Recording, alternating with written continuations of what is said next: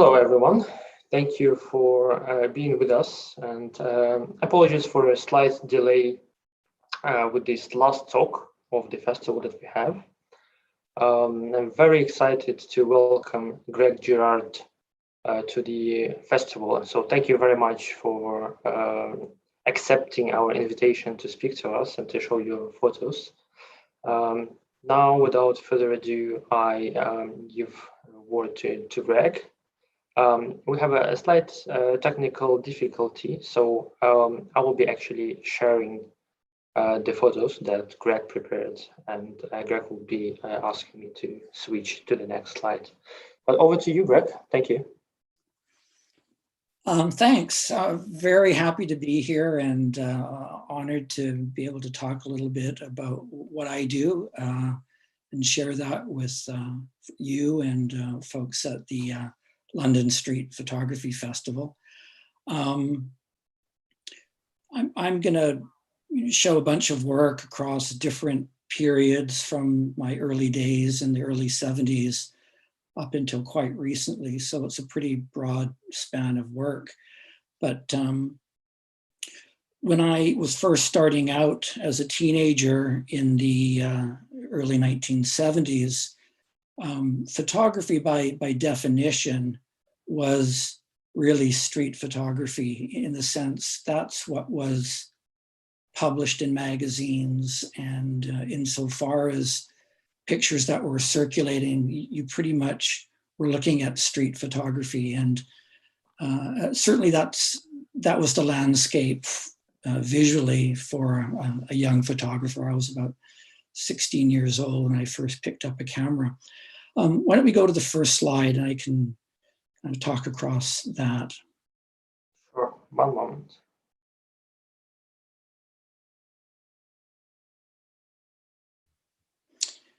So this is where, you would see photography back in the day, in the early 1970s, these popular photography magazines published in the United States. I was living in Vancouver, where I grew up, in a suburb of Vancouver. And so the world was appearing to me through these photography magazines. Next slide, please.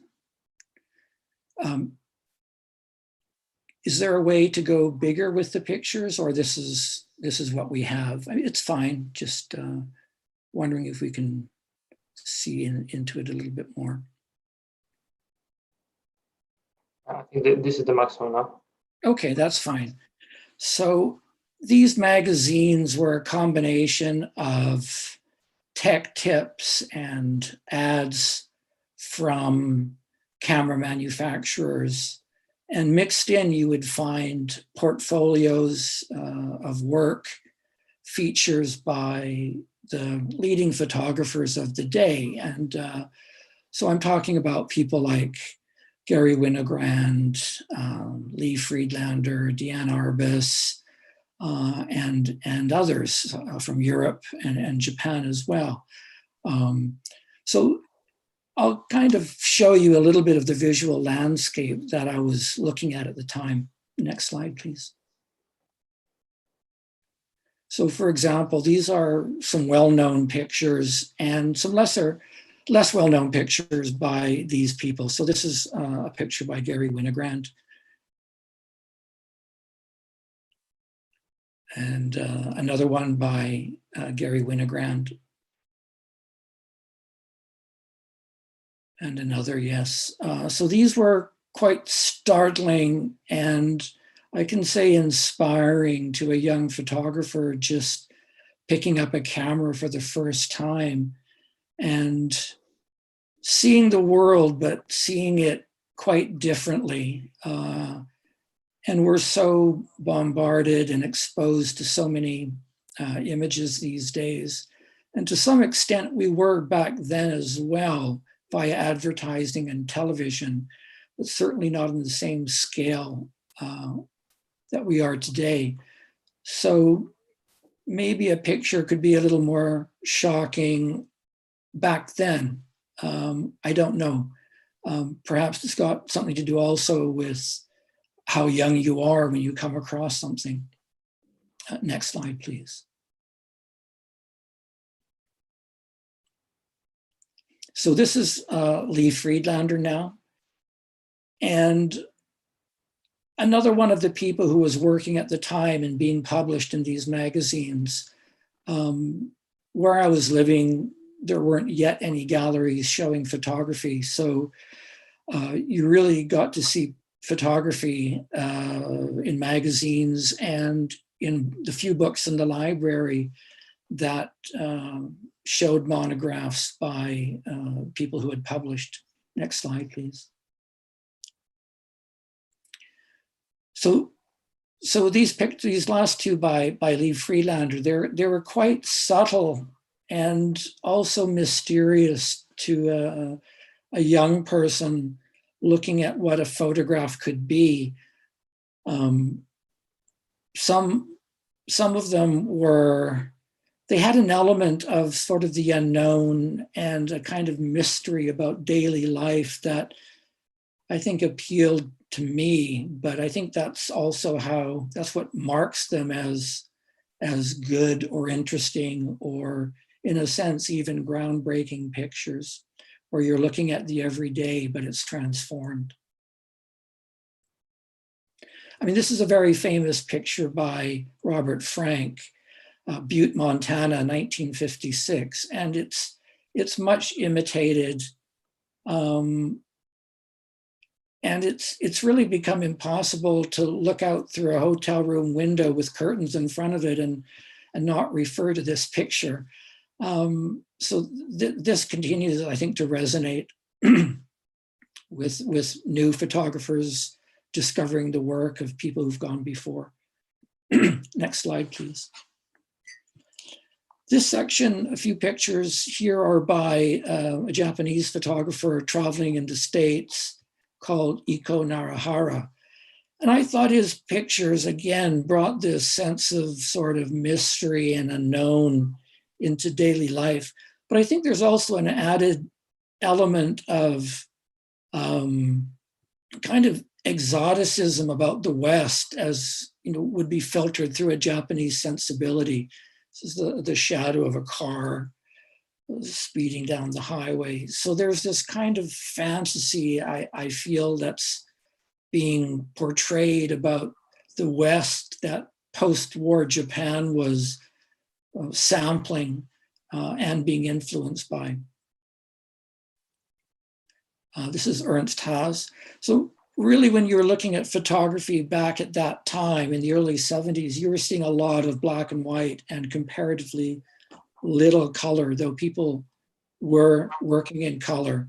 This is by Kishin Shinoyama, a Japanese photographer, which I just thought was completely startling. He did a series of solarized nudes in Tokyo. So this, again, is before digital and Photoshop. So this would have been done in the darkroom by exposing a developing print to light during the development process called solarization. And this was kind of startling work to see at the time. The few books that were available, this was probably the first photography book I bought by Deanne Arbus, her seminal work.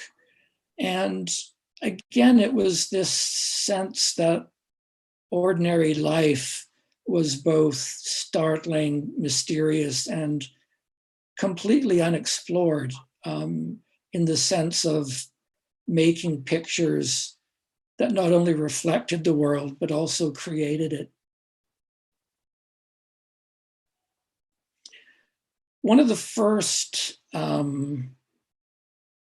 books I took out of the library was from this series by Time Life.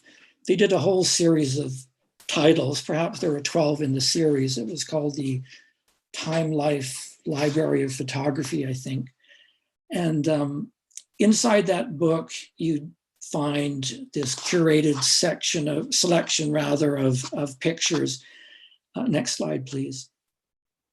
Of photographers from mostly the States, but also Europe. And one of the pictures that really impacted me was this picture of Hong Kong Harbor in 1962. Next slide, please. And somehow what was going on in this picture made me consider that the way you frame a picture and what you leave in and leave out has a way of communicating your view on the world. I'll come back to this picture later because it played quite a big role in some decisions I made.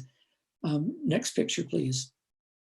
So this is my first picture that I'm showing here. And one of the first things I did when I started taking pictures as a teenager in high school was on weekends, I would check into a cheap hotel downtown. I grew up in the suburbs, so going downtown was quite a journey, not so much in physical distance, but just in the difference between this port city, Vancouver, and the suburbs where I was growing up. And, having been looking at pictures of the street by different photographers, I mean, it seemed like I had to go to the city to make pictures. And so that's what I did, staying in a cheap hotel on weekends and photographing what I saw and who I met. Next slide, please. So I would hang out in the hotel and walk the streets and try to meet people. And I guess I didn't differentiate between making portraits and doing observed, more candid scenes. I didn't really, at that point, feel it mattered, and I don't think today it does either. So I kind of did everything. Next slide. But having been looking at these pictures by some of the greats, I guess I was alert to this sense of light and framing where a figure or a person could enter a frame. I mean, I think realizing that is a kind of a first step for the beginning of picture making. It's sort of anticipating that things could come together. And, I think that's a tried and tested way of making pictures and pictures in the street. But I'm sure it's one I continue to use today, maybe without thinking about it quite so consciously. But like anything, when you start doing it, it's a learned process, and you have to make that realization that this could be a picture. Maybe something would happen if I waited.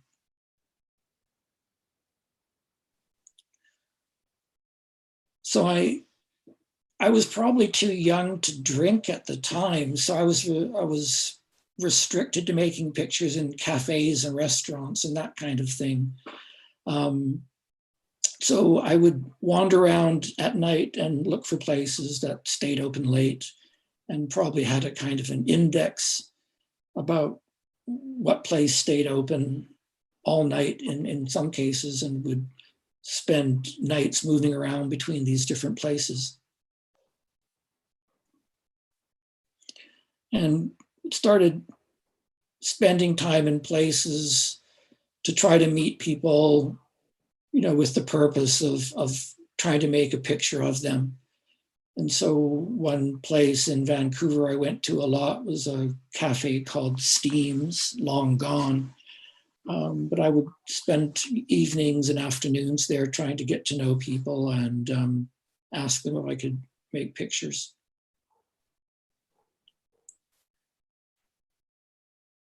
So yeah, wandering the streets and stopping people and asking if I could take a photograph. And I think one thing as a young person that works for you is that you're so not a threat. I think people are in some cases, just mildly amused by you. Certainly, you're tolerated in a way I think that doesn't happen a little later in life.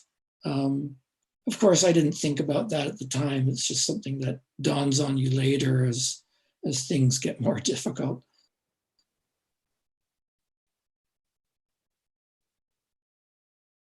So I would be working during the day and at night going downtown to make pictures.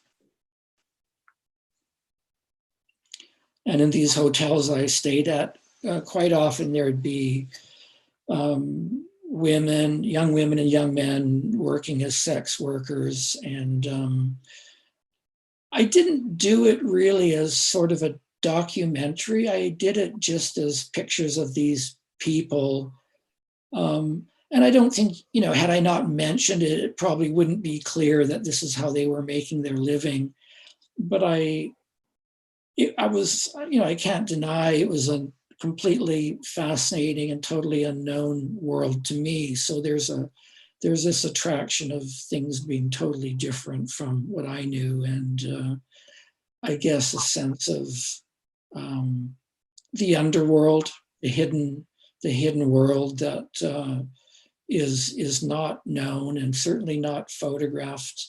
I'd never seen photographs in my town of anything like this. So it was both sort of a personal exploration that ended up becoming a kind of document, which is what happens with photography.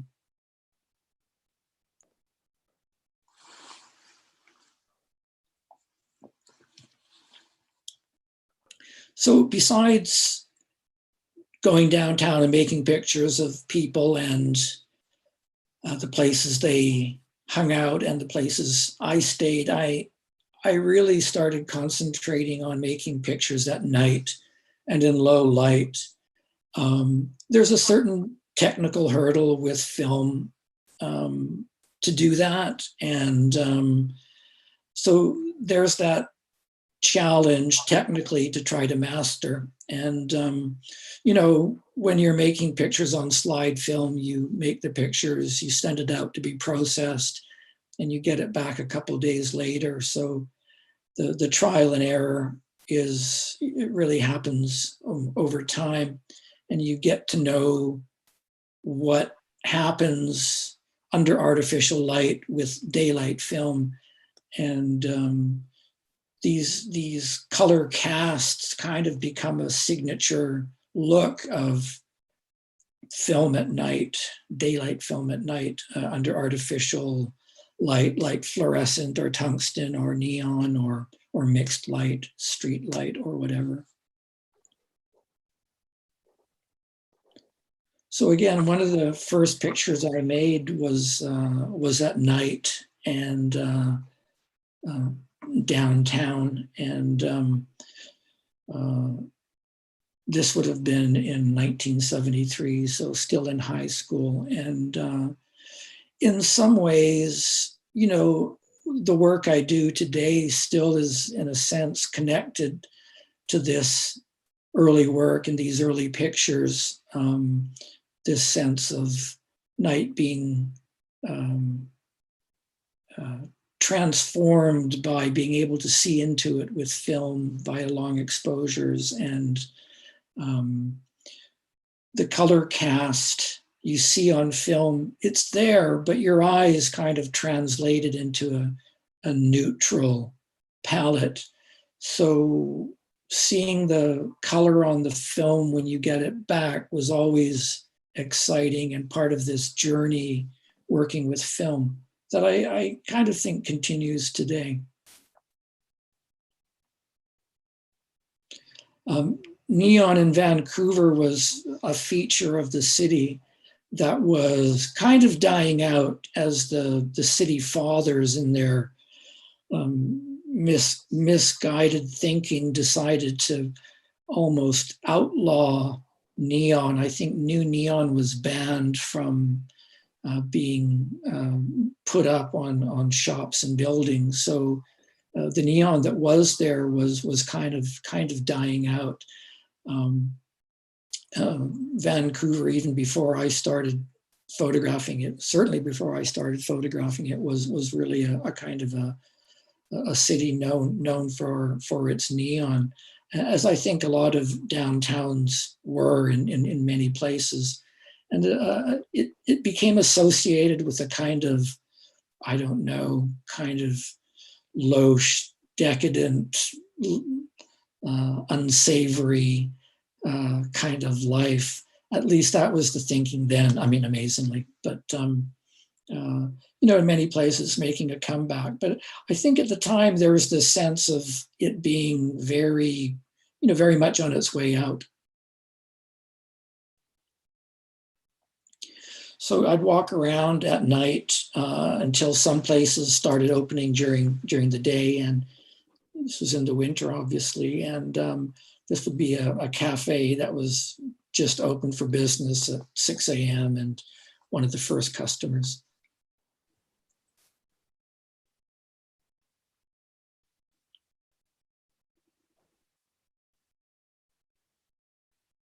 So that's in Chinatown, Vancouver. The inside of a cafe, the Hong Kong cafe, as it happens, looking out. Next slide. So I wanted to return to this picture of Hong Kong Harbor that I mentioned earlier. It's by a photographer who was photographing for Life magazine named Elliot Elisaphan, a name you're not going to hear much these days, but he was in the 60s working quite a lot all over the world for Life magazine. And this was the picture that made me want to go to Hong Kong and try to make this kind of picture. And by that, I mean this sense of kind of two worlds colliding.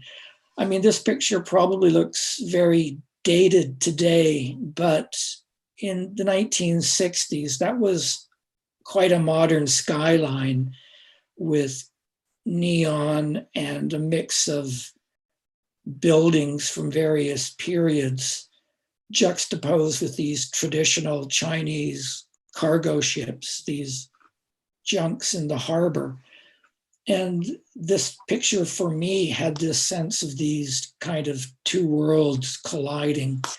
And I think I sensed that another photographer might have waited for the junks to pass so they could be framed without this modern skyline to just photograph on this sort of exotic ship. But this photographer made the decision to include both these things. And it's probably not remarkable in the least to sort of point that out today, but in the early 70s, to see this really kind of made me think that this is a way of picture making that I'd like to do, whatever it is. And I don't think I would have been able to articulate what was going on exactly, but whatever was going on in that picture, I knew I wanted to try and do something like that. So I went to Hong Kong. Next slide, please. So I'd saved money working for a year and then traveled in the summer of 1974 to Hong Kong to really just travel and make pictures. And Hong Kong was really the place I wanted to go. Friends were going to Europe, but I was pretty intent on making my first foreign trip to Asia, and specifically to Hong Kong, where, neon was all over the place in the most routine way. It was not even remarked on, I think, by people who lived in the city at the time. It was just the kind of default signage and wasn't particularly noteworthy, I don't think.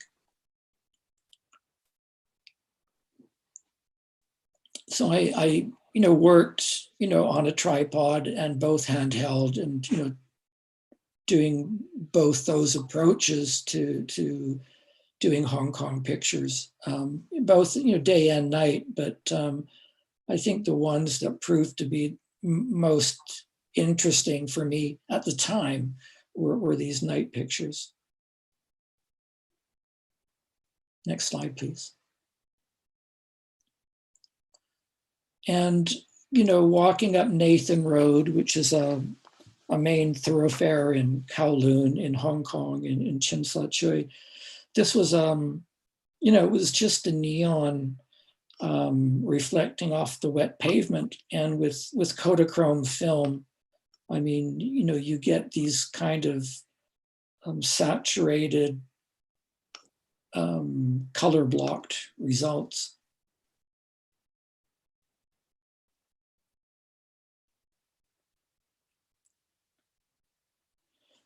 So that first trip to Hong Kong made a pretty big impact, and I returned to photograph in Hong Kong over the years. I moved to Tokyo at one point, but would continue to go back to Hong Kong from Tokyo while photographing in Japan at the same time. Next slide, please.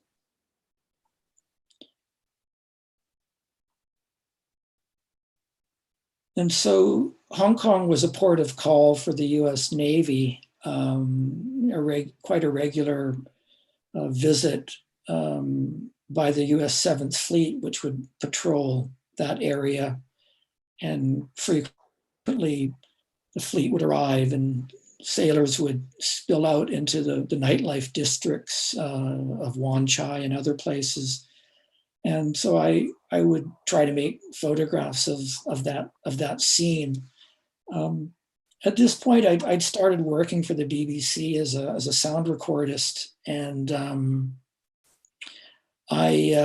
in my free time, I'd make these pictures, and was trying to figure out how to become a working photographer.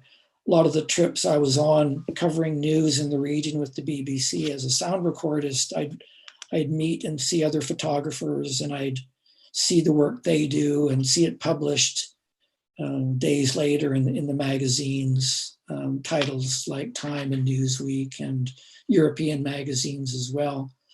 So little by little, I started trying to figure out how to make a living as a photographer.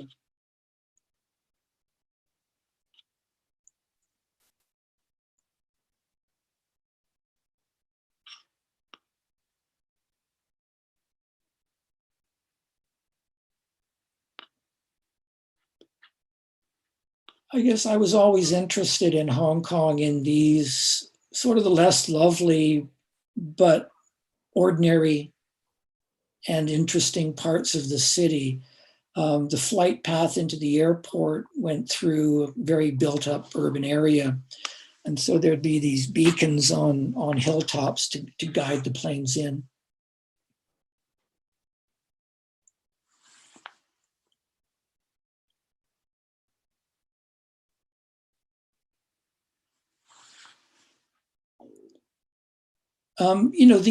These photographs of Hong Kong in the 70s and 80s, they weren't made as a document of that period. But again, over time, that's what happens. I mean, I was very interested in making pictures that showed the Hong Kong that I knew and was living in, because I certainly wasn't seeing it in other photographs.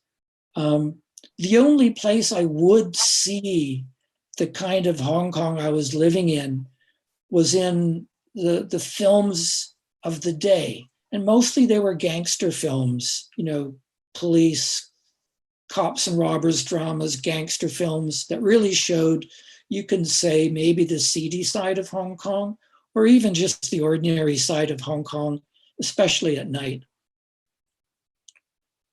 Next slide, please. And so this is a screen grab from a movie called A Better Tomorrow from 1986, I believe. So it's on the rooftop of a office block in Causeway Bay, a commercial section of Hong Kong, with this giant Japan Airlines sign on the roof, bathing everything in red. And, to me, that was just like a perfect Hong Kong scene. And it had this extra element, of course, of drama, a drama unfolding between the protagonist and his antagonizers on this rooftop. And so I was really paying attention to these kind of films, and which ones really kind of captured the Hong Kong that I was living in, because photography wasn't.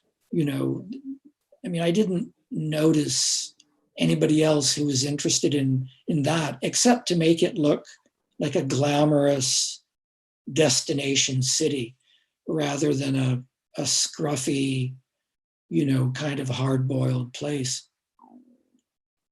Next slide, please. There's a great scene in this movie where Chow Yun-fat is parked in this stolen taxi on this hilltop looking out over the skyline of Hong Kong at night. And he's looking at the jets landing in Kai Tak Airport, which is practically at the time right in the middle of the city. And he's saying, I did notice the beauty of Hong Kong at night. The next slide. But it doesn't last. And I just thought that was such a dramatic and poetic and fitting kind of eulogy to the city itself. So from the 1980s was kind of a golden age of Hong Kong filmmaking. And later into the 1990s, we started seeing the work of people like Wong Kar-wai and the cinematographer Christopher Doyle, who worked with him. But before they made their mark, there were these more workaday kind of filmmakers making their work. Next slide, please. And so at this point, I kind of finally made this transition to becoming a working photographer. And, that was, I guess you could say, a big step. I'd been working with the BBC in this part of this news crew. So by doing that, I'd learned how to arrive in a place you'd never been to before and kind of hit the ground running and start working, trying to, in the case of television news, get the story and get it out to your audience back in the UK. So I had a summer holiday from the BBC, and so I went to Sri Lanka to try to photograph the civil war there. Next slide, please. And so I'd flown into the country and tried to get up to where the fighting was. And so over a couple of trips that year, made a series of pictures about the civil war in Sri Lanka, the Tamil Tigers, an ethnic Tamil group, were trying to displace the Sri Lankan government and later the Indian Army, who came in to create a Tamil homeland, an autonomous area. And so I photographed the fighting from the Tamil Tiger side and then also from the government side. Next slide, please. How did you need to adjust your approach? Because those photographs look very different from everything that you've done previously. I think because I've been working in news during my day job, it was a very easy transition, to make those kind of pictures on the run, as it were. And in a way, street photography kind of trains you for it. The anticipation, the reacting to things in the blink of an eye, the anticipation of what's going to happen before it happens. I think street photography is the ideal preparation for making this kind of conflict picture.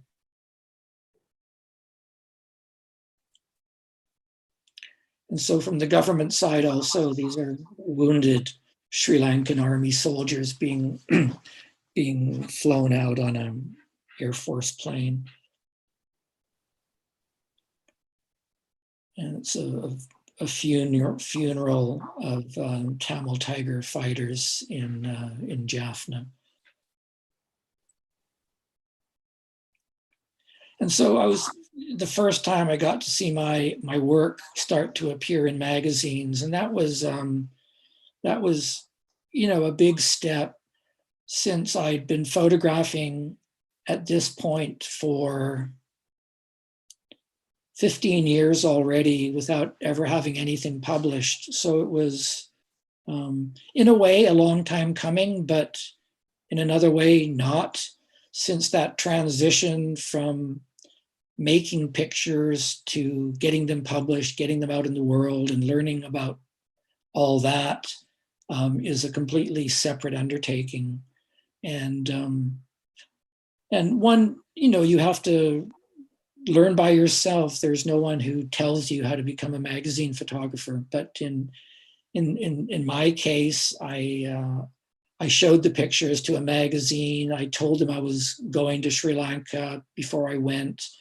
I got a letter of accreditation from the magazine before I went, that didn't oblige them to publish, but it just gave me a letter of introduction, as it were, that kind of legitimizes you to, let's say, the government press office if you're trying to work with them, or even to the representative of a separatist group. They had their own way of dealing with visiting journalists as well, as which is maybe not unexpected. It's on a different level, but everybody wants to know who you are, and out of legitimate security concerns. And so learning about how all that worked was part of that process. But as for this particular set of pictures, a magazine in Hong Kong called Asia Week, which is no longer in business, a regional news magazine, they offered me a job. So I was able to quit my job with the BBC as a sound recordist and start working as a magazine photographer. So next slide, please.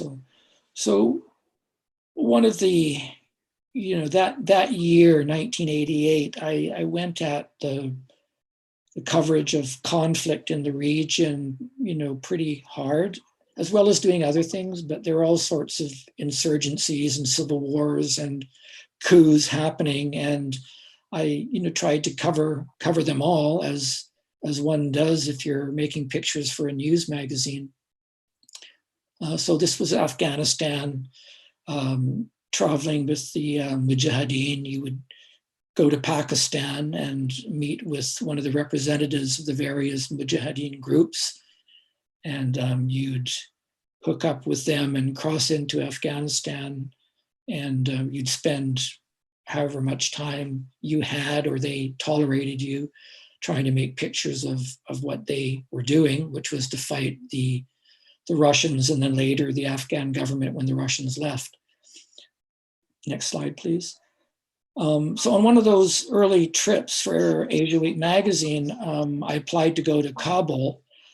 And while there, the announcement that the Russians were going to withdraw was announced. So I happened to be there just kind of coincidentally, but it might have been a kind of strategic move by the Russian news agency who facilitated my visa. It was very hard to get into Kabul those days, and most Western magazines weren't permitted, but partially because it was a regional magazine and my editor reached out to, I think it was Novosti or TASS, one of the Russian news agencies.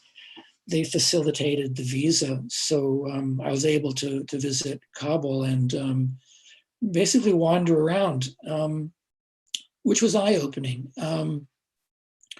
What you saw was kind of a functioning city, a very open place in its own way, as much as it could be as part of the Soviet orbit. But it was a bit of kind of a scoop, as they say, to kind of get a set of pictures from Kabul just as the Russians announced their withdrawal, which would happen a year later from Afghanistan.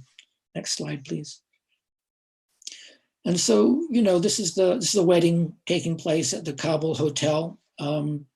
It's where I was staying, and I went down one evening and heard music coming from a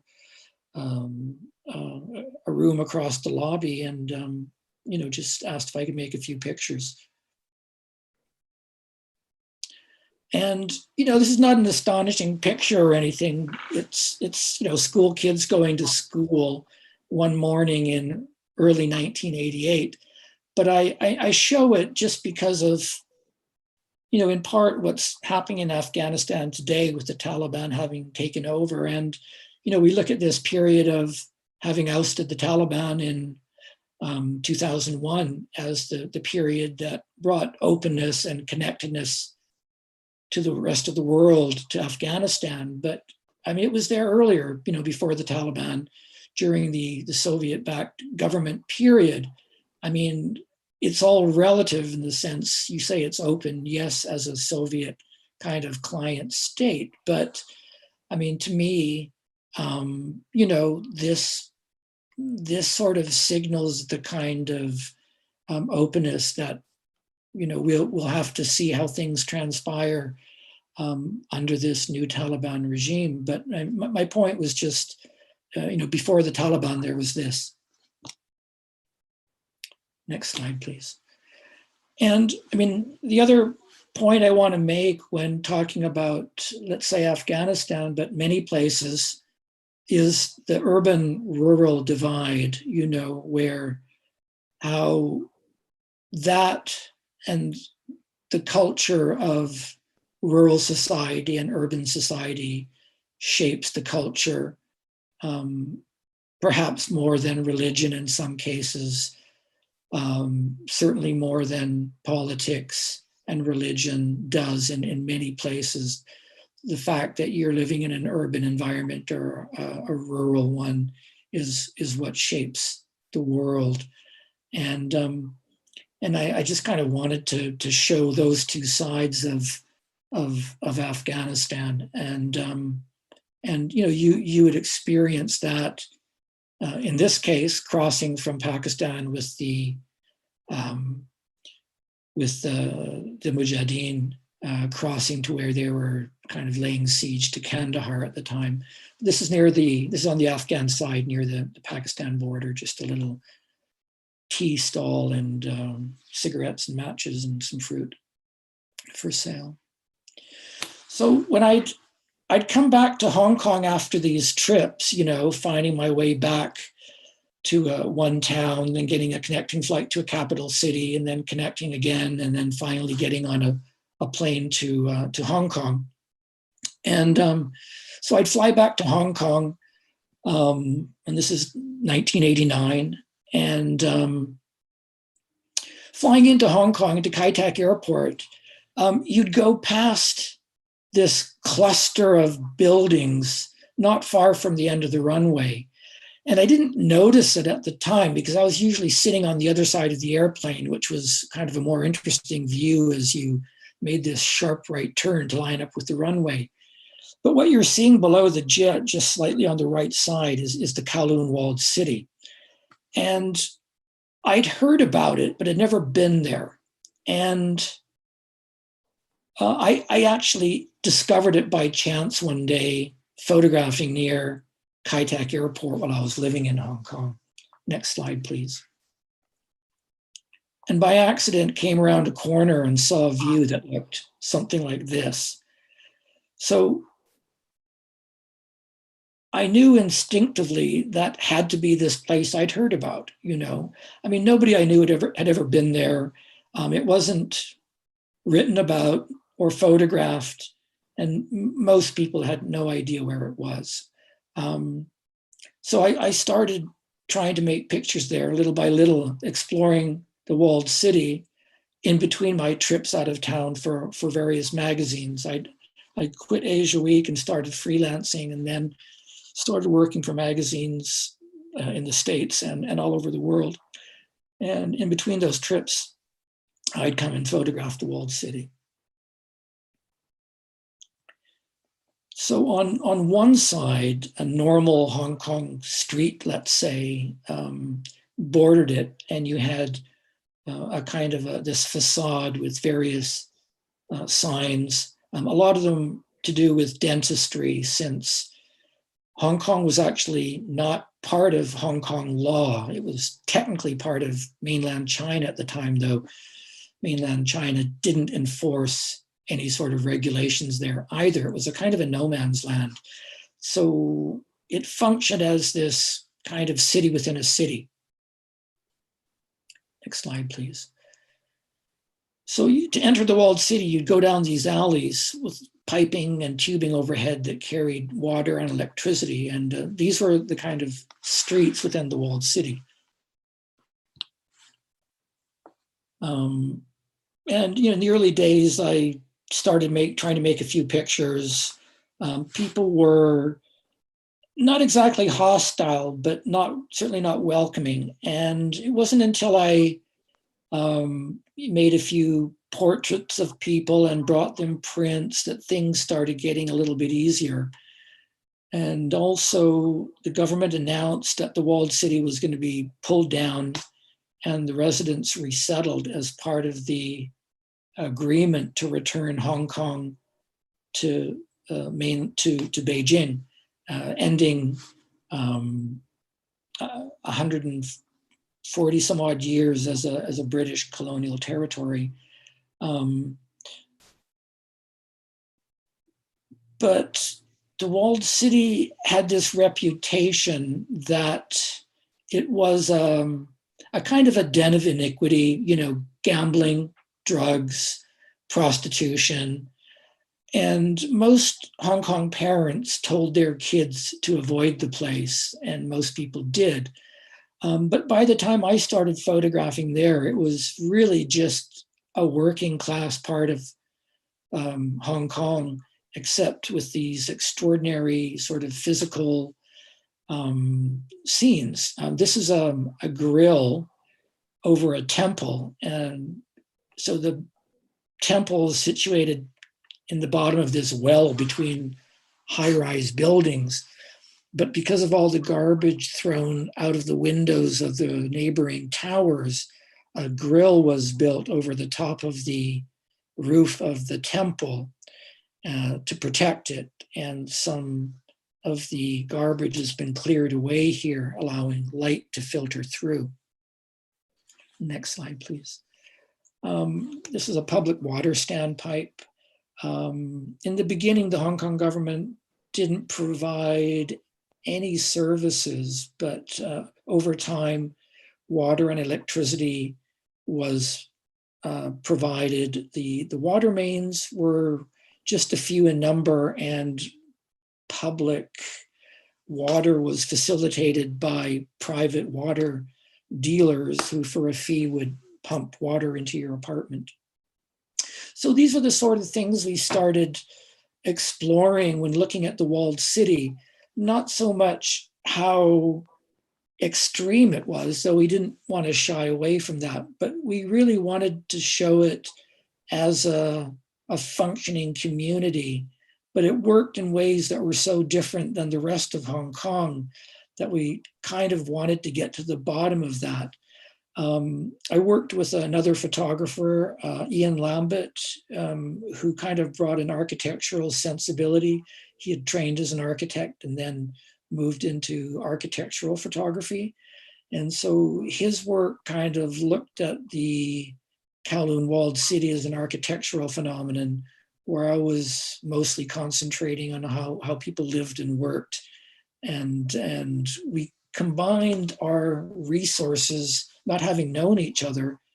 We both discovered through a mutual friend that we were photographing in the walled city. And so we got together and decided to do a book about it.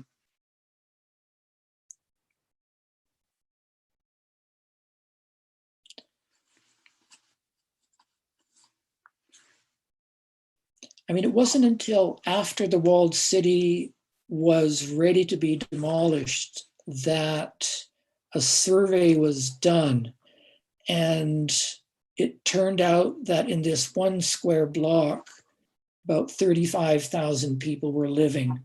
There were 300 over 300 interconnected high-rise buildings, and no architects, engineers, urban planners were involved in the construction of the buildings or the planning of how it all fit together. So it was a kind of a totally homemade, self-generating place. And yet it all kind of worked. Looking at it through one lens, you would see it as this sort of horrible slum and this place that shouldn't have been there. But stepping back from that, you'd see that it was astonishing that it could work and work as well as it did. And what Ian and I tried to do was to look at it through that lens as this community, this very extraordinary, unique community, and to try to figure out and photograph how that worked. We also brought in some researchers and writers to look at various parts of the walled city. And we combined all of that work into a book called City of Darkness. So the dentists were a real main feature of the walled city at street level, since they offered cut rate dentist services. They'd all trained in the mainland, and because mainland Chinese qualifications weren't recognized in Hong Kong, they could offer their services in this territory demarcated by the walls of the walled city, where Hong Kong civic code and civic law didn't apply. The rumors were that the Hong Kong police didn't chase criminals into the walled city, but that's actually not true. By the 1960s, the Hong Kong police would pursue serious crimes in the walled city and outside. And if you had done something criminal outside and tried to evade detection by going to the walled city, that wouldn't work. You'd be pursued and arrested. So this is just a kid in a family-run business, one of the walled city kind of convenience stores on one of the main streets, as you would call them, these alleys, where all kinds of things would be found. The hardest part was probably getting into people's homes, like it would be anywhere, I guess. So, but people were generous for the most part. We were turned down in relatively few cases, but to be expected. Businesses were easier to photograph than people's homes, but knowing people or sometimes knocking on the door of an open doorway and asking, it was really hit and miss. We worked with a historian, Emmy Lung, who was a key facilitator of making things happen for us, and she worked as a translator and also compiling an oral history of the residents as part of the record. Yeah, this was actually one of my questions. How you communicated with the people, assuming you don't speak Cantonese. Very basic. I was working with quite a lot of equipment. Like auxiliary lighting, like a small off-camera light box on a stand and a tripod. So I'd have quite a lot of gear, and the benefit of that was it kind of conveyed some level of seriousness or, professionalism, let's call it, just, which actually worked to my benefit, I think. Walking around maybe with a small rangefinder and just trying to make surreptitious pictures, that probably wouldn't, I did do handheld pictures as well in low light and with flash, but I tried every kind of different approach depending on what worked best. But I think the more serious you looked, the easier it kind of was. People knew you were let's say, trying to compile a record of some sort by how you worked. And as you met people, it got easier. Somebody let you into their home or shop, and if you brought pictures back, it kind of showed that you at least meant well. And little over time, people did get to know you. I mean, it didn't mean it totally opened doors, but I think it helped a lot by just being seen around a lot. You were the photo guy. The walled city rooftop was always a big relief. At the end of the day, you'd have to climb 13 or 14 floors, but it was a nice relief to get up there once you did. And it was a kind of garden and recreation space for the residents. So after publishing that, I moved to China to work for magazines, since China was this big unknown quantity at the time. And so in 1998, I moved to Shanghai and became an accredited photographer there for a news agency that kind of facilitated working officially in China. But one thing I wanted to do while working there was to work on my own project. And in that sense, it kind of meant turning my back on magazines. And so I started making pictures for myself, in the sense I didn't plan to publish them to magazines. I didn't want to think about them in terms of giving them to magazines to illustrate contemporary China, to illustrate a story. I wanted to make them in the way I used to make pictures, let's say, before I started trying to make pictures for news magazines, to talk about issues that were topical, to address, the news issue of the day or the week. I wanted to do things in the way I did them when I'd first begun, was just to respond in a very direct way. And so I started using, I think one of the things that helped me do that was to start using a different camera. So I started using a 6x7 camera, medium format. It's a Mamiya 7, and it's a rangefinder, and it's not really made for architectural photography, but that's what I started doing this project with. So I started making these Shanghai pictures of this moment where, Shanghai had been kind of preserved by accident until well into the 1980s. In 1949, it fell off the capitalistic grid, let's say, like Cuba did in some sense, or East Berlin. And urban development for profit didn't happen. And so it didn't go through the same things that all these other cities surrounding it in Asia were going through, like Seoul and, of course, Tokyo and Bangkok and Singapore and Hong Kong.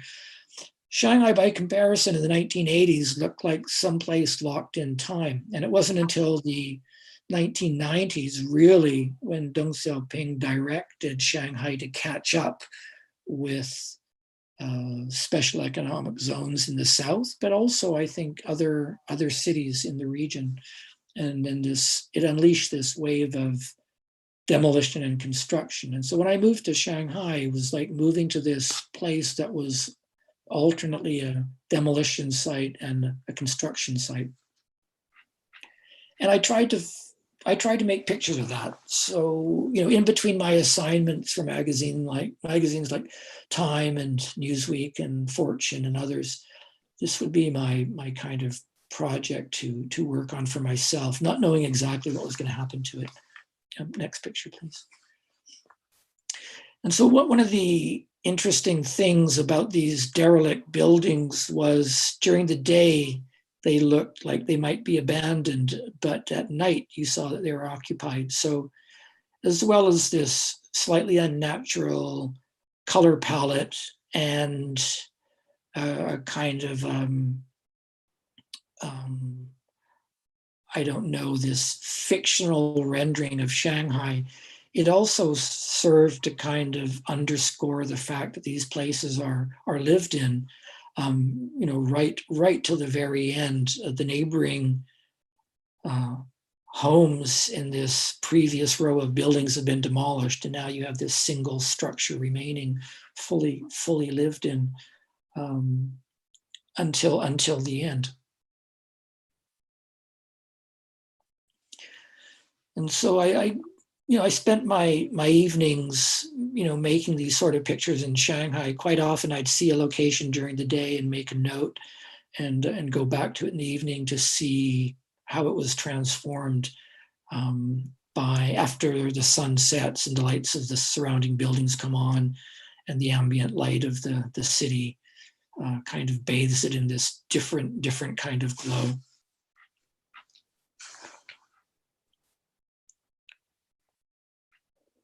And yeah, again, similar to the Kowloon walled city, getting into people's homes was often the more difficult part. And I think people appreciated, heritage architecture in Shanghai. But what wasn't evident to many admirers of the architecture was how these buildings were lived in. Quite often you'd have a home, a building, an apartment, a house that was meant for many families, 20 families or more in many cases, that had been subdivided to accommodate many more families than were intended. And so that way of living in these vintage buildings was very much a feature of Shanghai life for a couple of generations.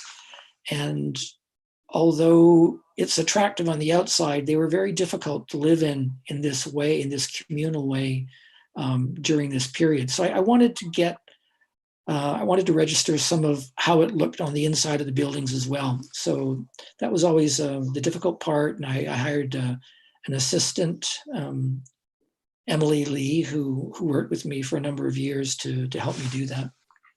Next slide, please. So again, this is a shared bathroom, originally built for one family, but you see the toothbrushes in different cups and the towels and the rags on the wall and the thermoses on the floor that sort of signal it's used by a number of different families. And at one point that was a cinema, then it became a discotheque and nightclub, and then it was in this interim period where it was neither. But again, it kind of harked back to the 20s and 30s.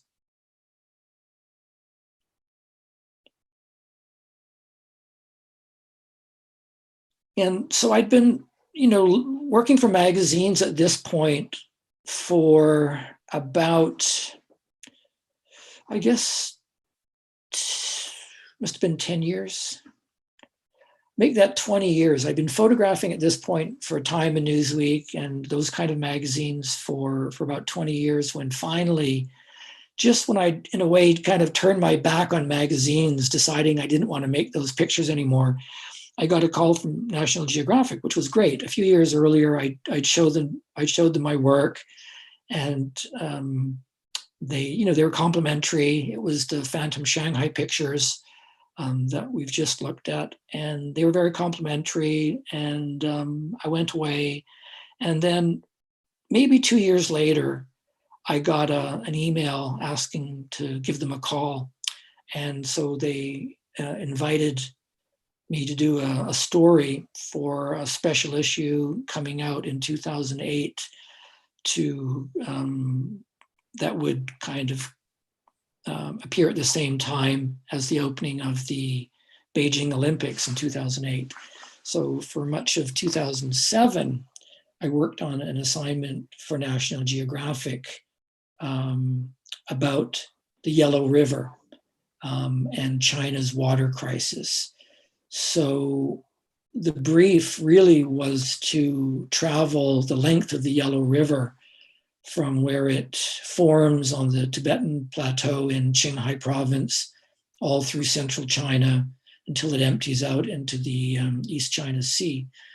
And so that was remarkable. And as an assignment, And what was, I think, probably most heartening was the editor's words, her comments, which were, we like what you did with your Shanghai pictures. So, just shoot in your own way and don't make pictures that you feel have to fit into National Geographic, let's say, just make the pictures that you've been making. And that was, I have to say, that was really helpful because I just went about making pictures the way I made them and traveled along the Yellow River to do it. So it felt very free, and the brief to photograph the Yellow River was just fantastic.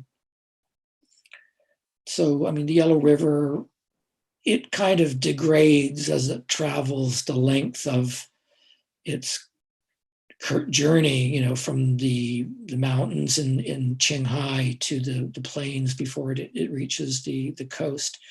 And, the hard part, as it turned out, was to really illustrate the creep of modernity and how it might have problems.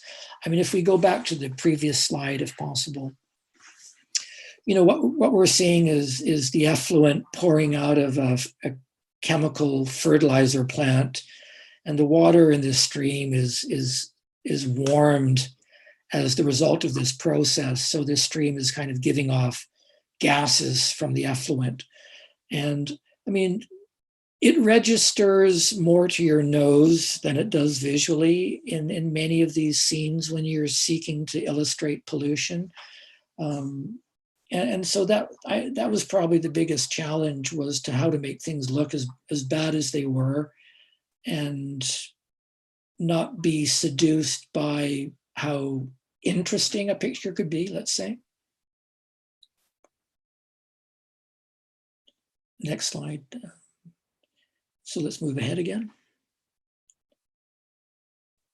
And so this is just a recreation area on a lake in Ningxia in Western China. And when you do an assignment, you do your research and you look at places where picture possibilities might be taking place. And so I had reams and folders of notes and places to check this out and to check that out and talk to people and talk to folks before I went. But probably 80% of the pictures that appeared in the magazine story, maybe more, were the result of things you just happen to see by the side of the road when you're driving or walking, when you decide to make a picture in a place that might work.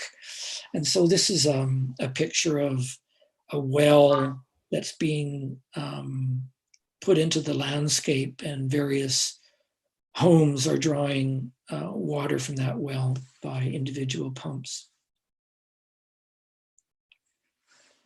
And again, this picture of the energy necessities of modern China driving pollution and the cost of that economic growth were always sort of in the background of everything you look at when you cross China on a trip like this. So this is these folks are washing cars with the background of a coal-fired power plant. And probably the hardest picture to make in this series was something that really communicated the human cost of pollution. And this was something that had been reported in Chinese media, these so-called cancer villages near Jinan in sort of eastern China. And Emily, my assistant, and I went to this village, or this series of villages, and really just kind of knocked on doctors' doors asking if they'd introduce us to their patients. And we got turned down by most people before one agreed to do it.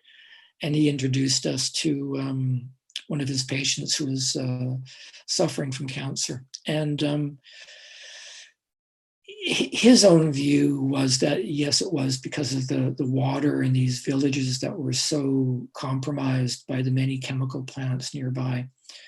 And in any case, we were, privileged to be in this family's home while this woman's father was on his deathbed. So, this is the sort of thing where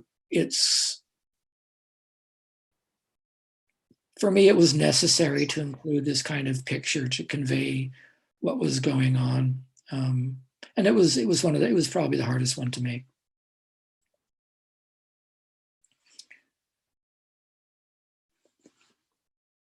So this project kind of came from something that I found out about when I was living in Japan, also in the 70s, so early days. And it's this network of US military bases that exists in East Asia. And they exist all over the world. The Pentagon divides the Earth into these sections, these different areas of command. And Asia and the Pacific is divided into something called the Indo-Pacific Command. And when I was living in Japan in the 70s, I would listen to the radio, and the only English language station was the American Forces Far East Network, which was coming from one of the military bases. And it talked about kind of suburban life on the bases, the car washes run by high school fundraisers and officers' wives' luncheons, and this just odd American suburban world. And so after finishing a book on Shanghai and finishing some work for National Geographic, I decided to try looking at that world again. So I started visiting Japan again, but it came from some of these early days living in Japan, and I just want to show some of that work from Tokyo in the early 70s. So I turned up in Tokyo in 1976, intending just to travel on to Southeast Asia, but ended up being completely intrigued and deciding to try to figure out a way to stay. So I found a job teaching English at a completely disreputable school, and allowed enough time in my schedule to make pictures. So yeah, I would wander the city both day and night, and eventually started looking at some of these base towns that hosted American military bases. So we can scroll ahead. I think it maybe should be pointed out, that the Asian neo-noir megacity hadn't arrived on the cultural map yet. Blade Runner hadn't appeared, so there were no kind of mainstream cultural references to the future being in an Asian city. These kind of neon-soaked, worlds packed with this sense that the future is here rather than in the West. And I think that's what Blade Runner contributed to how we think about Asian cities. That I don't think that was how they were received, unless you were living in them, really. But neon Tokyo and this kind of after dark world was something that I was immediately drawn to and spent my days and nights trying to photograph.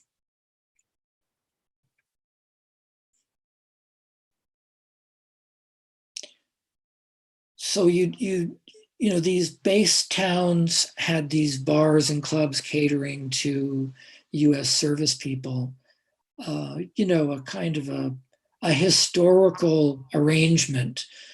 And these base towns were largely taken over from the Japanese military in 1945, and the Americans enlarged them and expanded, and in some ways tried to make them like their own. Next slide, please. And just a quick question, please. Yeah. So I noticed that you used both color film and black and white film at the same time. So how did you decide which one to use for which purpose at the time? Yeah, I didn't have any rules about that other than a kind of an instinct, you know. While living in Japan, one consideration maybe was that I had access to a rental darkroom. So for a very modest fee, I could, process my film and print it. And so that was maybe an attraction while living in Japan for doing that kind of work, for making black and white pictures. But earlier, there was no real distinction between this kind of picture is a black and white picture and this one is color, except by a kind of an instinct. And I really couldn't tell you what that was. And the two kind of merged later in the sense that I probably was drawn to color at night and then went pretty fully in that direction just a few years after this. But while in Japan and while working on this in the early days, I kind of used both. And I think what attracted me to the black and white was, maybe that the harshness of it, the implied kind of criticism that a black and white picture can put things into quotation marks with, where a color picture to me was a more neutral picture. It had less about it that implied a critique. That would come later as well. I think the critique is just maybe more subtle. But yeah, in the early days, I think maybe the black and white pictures, connected with the origins of that work I'd first seen, and was a maybe continuation of people who did work like that.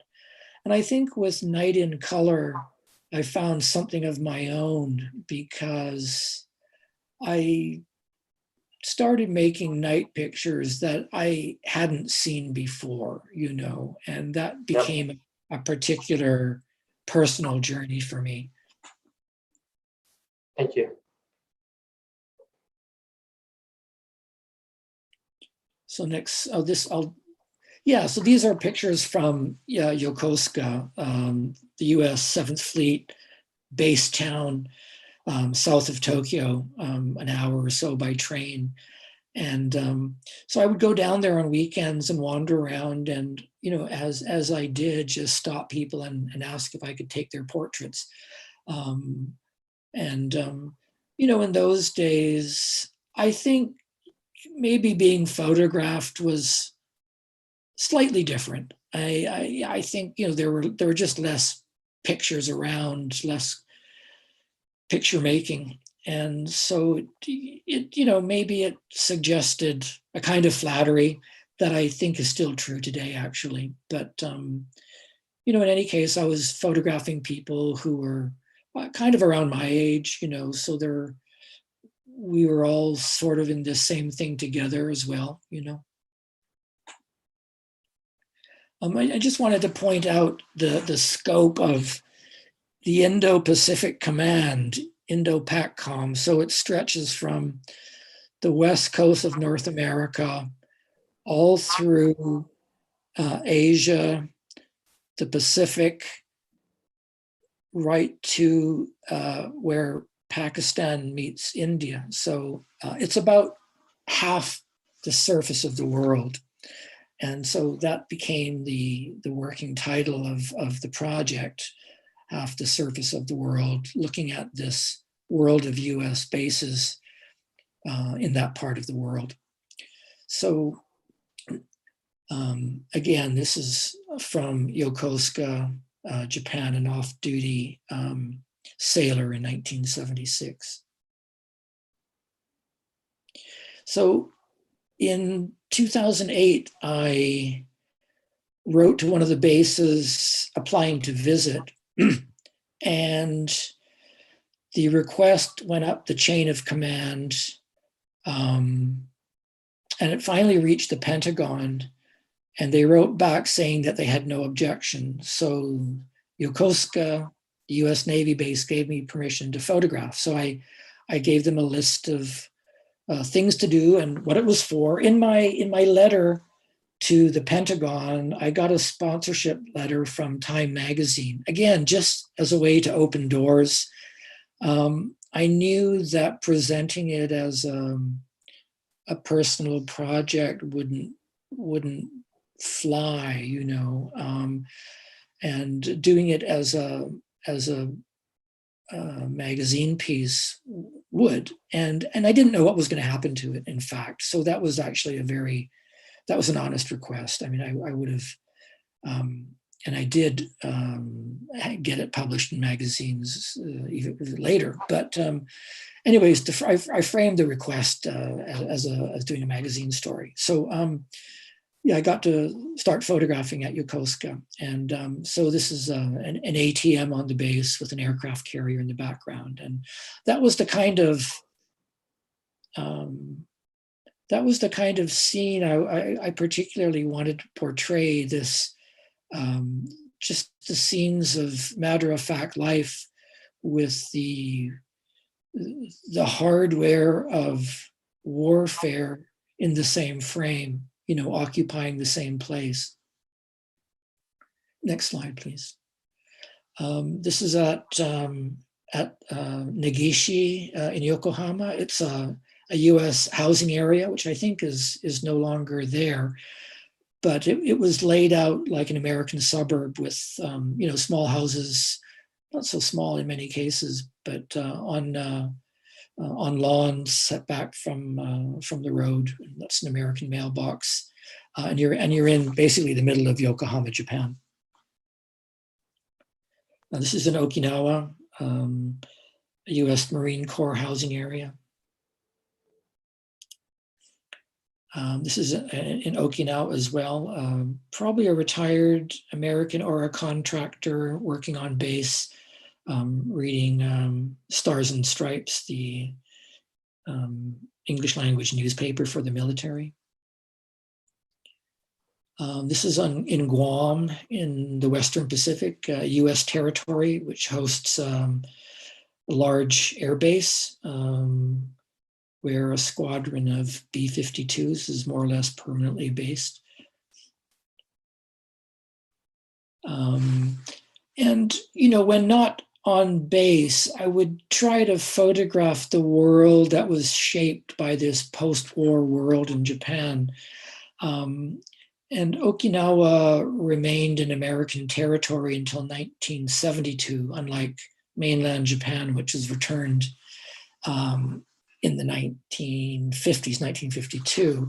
And so it kind of has this resonance of Americana that mainland Japan no longer does. So that's a hairdresser with an Audrey Hepburn poster in the window. And Audrey Hepburn is a much loved figure, as anybody who knows Japan will tell you. Next slide, please. And again, on Okinawa, this is Route 58, it's like the main highway which runs the length of the island, and that's an A&W drive-in. This is the American Forces Far East Network television broadcast. These are some American high school girls on Futenma, Marine Corps base in Okinawa. This is an award ceremony in Seoul. So after photographing in Japan, I did the same thing in Korea, applied to visit bases there. And a nightclub in Iwakuni, which hosts a Marine Corps air station. Okinawa American family on base. Supermarket on base on Okinawa.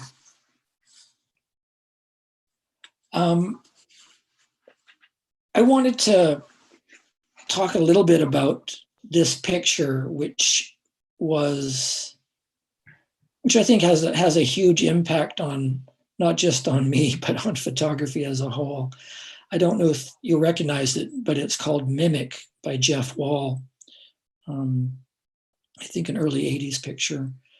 And so what you see is this Caucasian guy making his eyes slanted, doing this gesture while walking down the street. And Jeff Wall tells the story about driving past this scene and seeing somebody do this.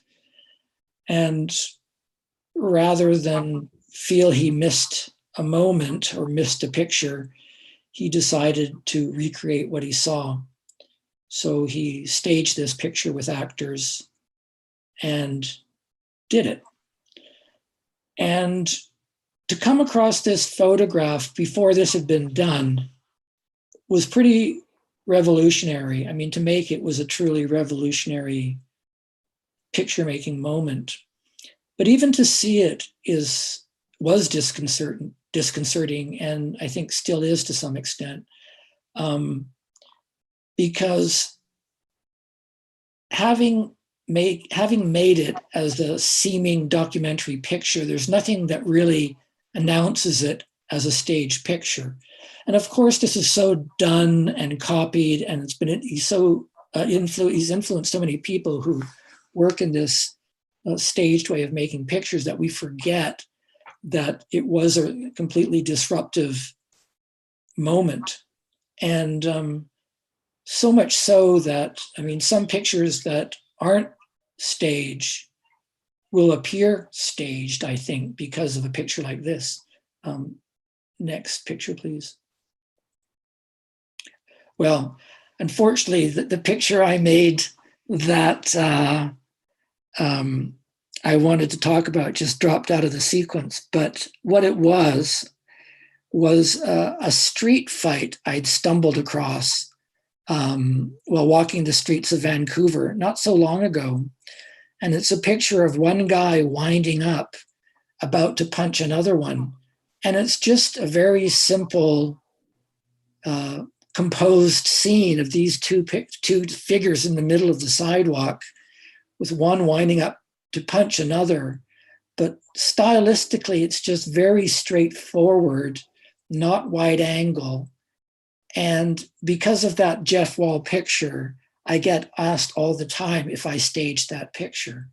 So I just wanted to note that a staged picture has now influenced unstaged pictures and made unstaged things questionable.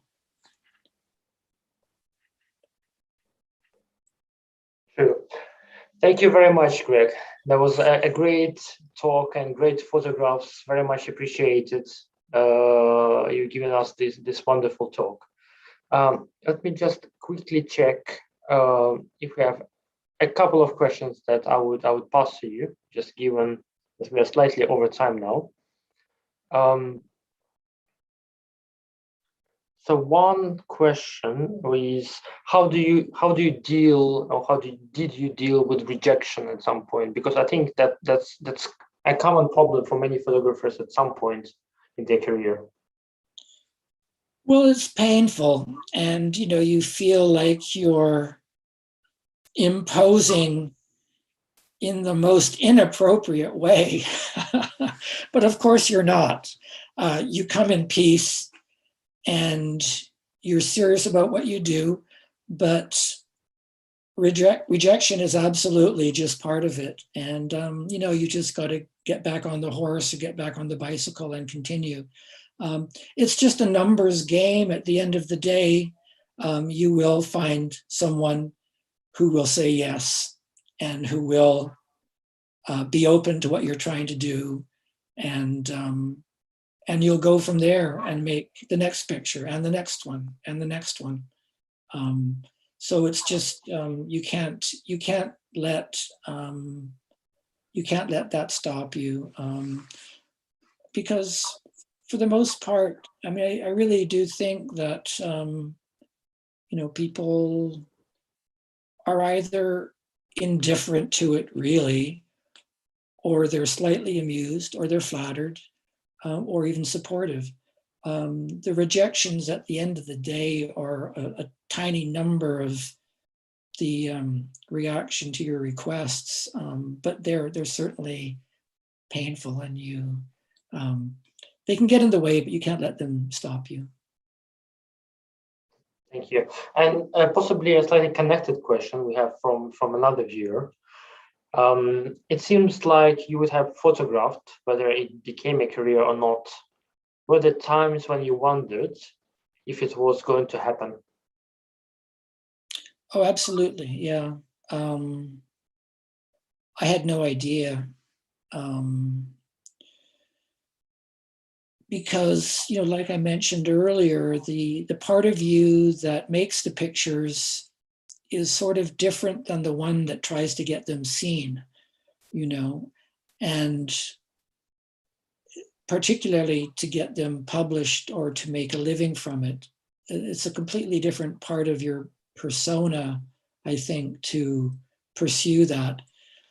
And I think for some people, it's easier to do the part about introducing yourself. And so people are simply gregarious and extroverted and enjoy going out into the world to do that. I don't particularly, but it's a signature part of, well, for one, getting your pictures out into the world, and for two, making a living from it. And that path there's no guide to it. Everyone goes their own way and makes their own route to doing that, and it will be different for every person. Doing it pre-internet, by definition, involved a kind of a human connection at some point, physically getting your pictures to somebody, or being in front of them with your pictures and showing them and talking to people about them. In one way it's easier now, and another way it's harder, because there's so many pictures, and it's so easy for people to see things electronically.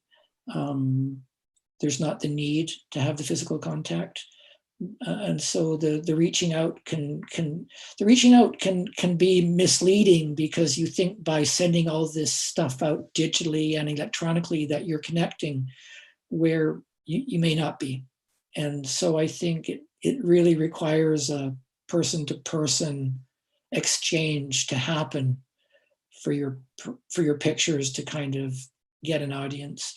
Social media has been quite extraordinary, as it's facilitating this today, and it's certainly brought me an audience I wouldn't have had had there not been something like Instagram. It's a way of having an audience that you might not have. At the same time, I still need to make person-to-person connections to make things happen. I want, both for picture making and for getting the work out into the world. Thank you. I have a question myself as well. I know you published a number of books over the years, and I heard there was another one coming soon, if I remember correctly. Could you please briefly tell us about it? Yeah, I'm happy to say I'm going to be updating my book on Tokyo and Yokosuka, which will appear with a different title and a wider body of work later this year, fingers crossed. So we're into the final editing of that, and that's going to be, we'll probably make an announcement soon about that. So that one's in the works, and I'm working on another project also in Japan, which is a little bit suspended because of COVID travel restrictions, but it's a book that kind of takes us across the length of Japan, visiting small places that you might normally not come across. So a mixture of interiors and people and scenes, kind of the way I do like to mix things together that blur these boundaries between, what is portrait, what is architecture, what is landscape. All borders, of course, are arbitrary, and I like working in ways that don't respect those. Thank you. Looking forward to those. Another question from the audience. What do you think are the most important contests for documentary photography, and if you think they're still important and relevant these days?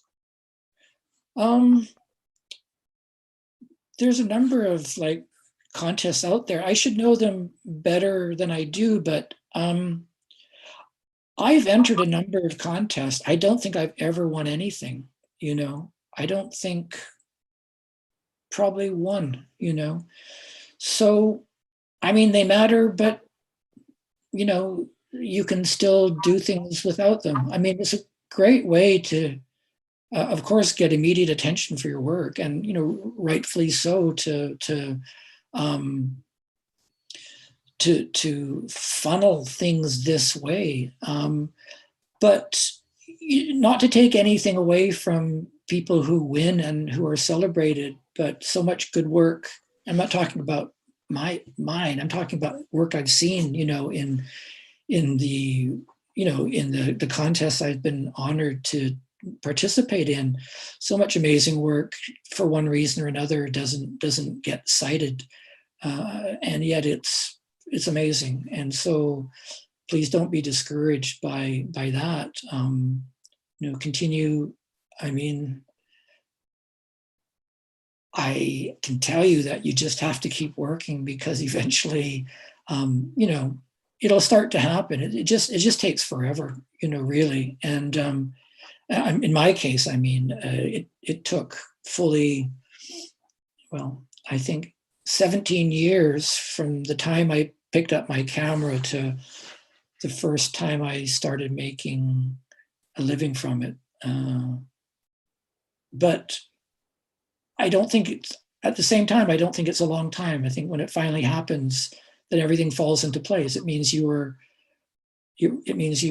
perfecting your craft, or developing your craft, or getting a vision that didn't depend on being noticed, and you'll finally continue to bring that to an audience who starts paying attention to you. But it all develops by yourself without anybody noticing. So keep doing it. Thank you. And could you give any advice to younger photographers who want to get their work published and who are struggling to do that? Yeah, I think photographing is like reading, where it's like reading and writing. Like, you become a better writer by reading writing, especially good writing. And you become a better photographer by looking at photography, and good photography, and maybe even the photography that you don't quite understand, and working out, like, I don't get it. Why is this celebrated? Like, no one's trying to put anything over on anybody, there is a reason I think the good people are noted as being good, Some might disagree with me about that, but I think it's really important to expose yourself to a really wide variety of work. Of course, the work you like, you'll be drawn to that naturally, but I recommend also being exposed to, the stuff you don't necessarily, the stuff you're not necessarily drawn to in the beginning. I mean, the things that make you ask questions are always the beginning of usually a useful process. I found it really quite amazing how, you know, I don't need to sing Instagram's praises, you know, far from it. I was disappointed when it was bought by Facebook, but it's really the only social media platform I used. And I started doing it as a very late adapter because I started doing it because it was so visual. It was just a picture. You didn't have to say anything. And that appealed to me in a natural way, the way that other social media platforms didn't. So you could say as much or as little as you liked about a picture, which was a good start, I thought, you know. And that's been really interesting how that gets to circulate. You know, as for contests and things, you know, there's various there's so many platforms out there that sponsor different events. You know, I would just aim for the one that you respect. You know, the one that you respect the most, and go for that. Thank you. We are getting more questions, actually. I will be just wrapping up with a couple of questions now, given where we are. One question is whether there is a big Canadian photo community. There might be. I mean, I don't, like, socially, I'm not part of it, I guess you could say. I mean, there probably is. I mean, just the way I work is maybe by myself, you know. I desperately want my pictures to be seen, of course, but I make them by myself, you know. So that's just the way I work, you know. I know other people do that differently, but that's yeah, that's my way of working. Thank you.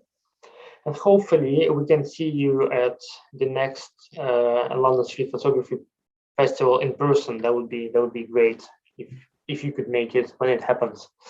Mm-hmm. So again, thank you very, very much for your talk. It was very inspirational, I'm sure, for many people who watched it as well. And just a quick announcement that we will be announcing the winners of our contests at 8:10, so in about 15 minutes from now. So please stay tuned and watch out for the announcement. Thank you very much, Greg, again. You're very welcome. I'm going to depart from the script just for one moment, if I may. Sure. Is there any way for me to bring up that picture I mentioned, that last one? Yes, sure. Because I just wanted to make that point about something natural now looking staged. You can either share it with me like you did before, or you could share your screen. Try to share your screen. Okay, let me try to share my screen. Just a minute before you let me do that. Let me just see if I can find it. Sure.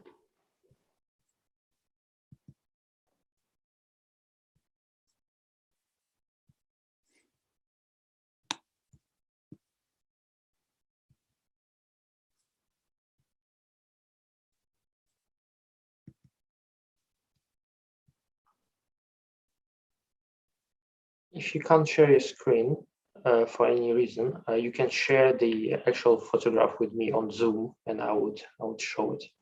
Okay. There is an option in the Zoom chat. Send the file to me. Okay, I'm just going to try to open it on my screen and and then maybe I can share my screen. Oops.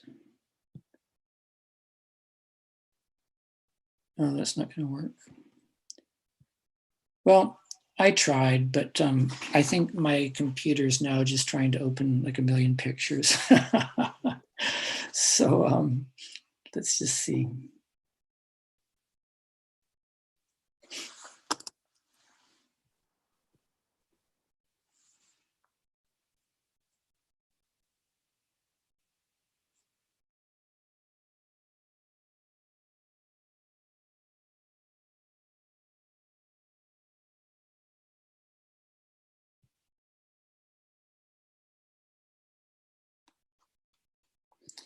Yeah, thanks for your patience on this. I can't promise it's worth waiting for, but since I've got you here, I thought I just make one last effort to Sure, absolutely.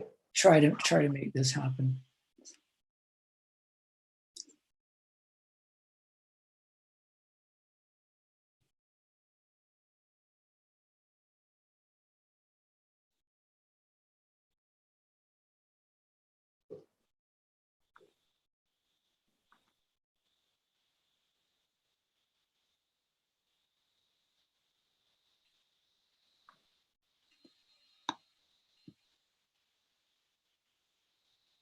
Okay, I'm going to try to share my screen now if I can do that. Let's see if I can figure that out.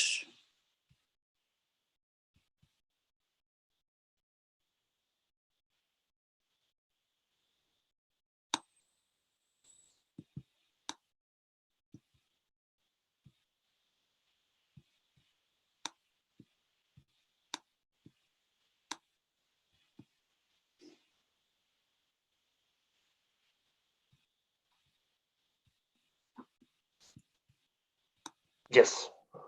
Okay, there we go. So,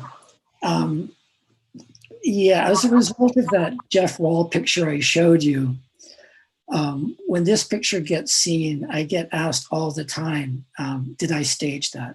And I just think that's I wanted to end with the way that so-called observed life is no longer trusted, which is, one should always be suspicious of photography, of course, but even the most kind of straight seeming street picture now is suspect as a result of that Jeff Wall picture. It looks almost too good to be true. Yeah, no, exactly, right? Exactly. But walking down the street, two guys came out of a shop. The guy on the left is a plainclothes store detective, I guess, and it's in a rough neighborhood, sort of. So the guy on the right was presumably accused of doing something he shouldn't have, and was trying to get away. And then this began. And I had a rangefinder camera, Mamiya 7, which is, a 120 film. And so I made 3 pictures, and this was the one. And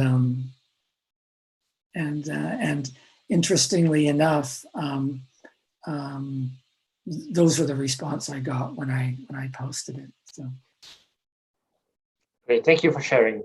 thank you. Yeah, thanks for indulging me. Thank you very much, Greg. Thanks again. Okay.